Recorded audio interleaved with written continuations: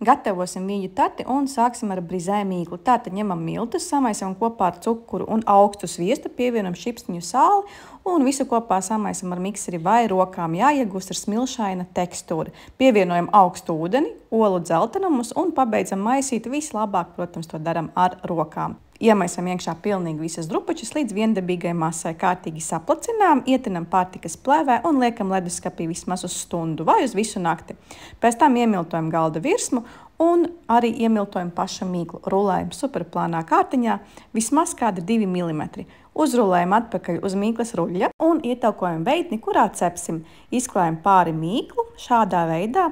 Kārtīgi ieformējam viņu iekšā, piespiežam pie visām maliņām un nogriežam lieko mīklu. Vēlreiz kārtīgi pārbaudām, lai nekur nav gaisa burbuļi, lai kārtīgi mīkla ir pielipusi un noņemam lieko. Sadurstam ar dakšiņu un liekam iekšā leduskapī sastingt. Kad mīkla sastingusi, izklājam ar cepam papīru, ieberam kaut ko svaram un liekam cepties, kā norādīts receptē.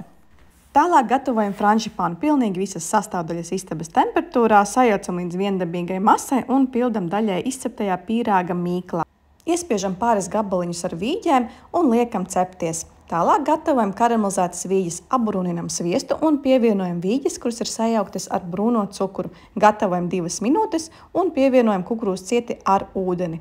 Kad masa ir atdzisusi, liekam pa virsu izceptajam franžipānam. Dekoram izmantoju saldo krēmu, kurš ir uzputots ar medu, svaigas vīģes un timjāna vai rozmarīna zariņus. Labu apetīti!